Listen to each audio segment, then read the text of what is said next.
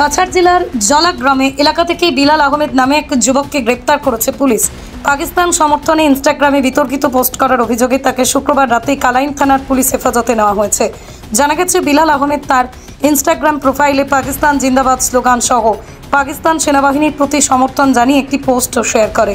এই পোস্টটি দ্রুত সোশ্যাল মিডিয়ায় ভাইরাল হয়, উত্তেজনা সৃষ্টি করে। বিষয়টি নজরে আসে বজরং দল পশ্চিম কাছাড় জেলার নেতৃত্বের।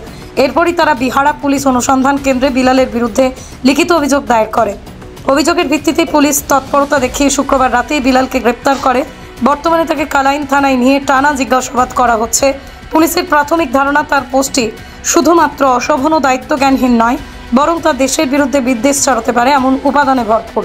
বজরং দল অভিযোগ করছে, বিলালের এই পোস্টে স্পষ্টভাবে সাম্প্রদায়িক উস্কানির চেষ্টা আছে এবং এটি ভারতীয় নাগরিক সুরক্ষা সংহিতার একাধিক ধারার আওতায় গুরুতর দেশদ্রোহিতার অপরাধ হিসেবে বিবেচিত হতে পারে। সামাজিক মাধ্যমে এমন দেশবিরোধী কার্যকলাপের বিরুদ্ধে পুলিশ প্রশাসন কঠোর ব্যবস্থা নেবে বলেই জানানো হয়েছে।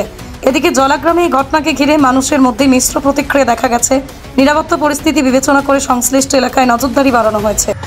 কালকে আমরা ইনস্টাগ্রামে একটি পোস্ট দেখে, যে পোস্টের মধ্যে লেখা ছিল পাকিস্তান জিন্দাবাদ বলে, এক মুসলমান ছেলে পাকিস্তান জিন্দাবাদ বলে বলেছিল এবং এই পোস্টটি দেখে আমরা বিহারা থানায় গিয়ে একটি এফআইআর দায়ের করি এবং এফআইআরের দেওয়ার সঙ্গে সঙ্গে বিহারা পুলিশ তাকে অ্যারেস্ট করে এবং কালাইনে নিয়ে আসে। আমরা আমাদের মাননীয় মুখ্যমন্ত্রীর কাছে একটাই দাবি জানাতে চাচ্ছি যে কঠোর থেকে কঠোরতম শাস্তির যাতে ব্যবস্থা করে দেওয়া হয় এবং আমাদের ভারতের এবং পাকিস্তানের মধ্যে যে যুদ্ধ পরিস্থিতি চলছে, এই যুদ্ধ পরিস্থিতির মধ্যে যারা এইভাবে মনোভাব দুর্বল করার চেষ্টা যারা চালাচ্ছে, তাদের যেন কঠোর থেকে কঠোরতম শাস্তি দেওয়া হয়।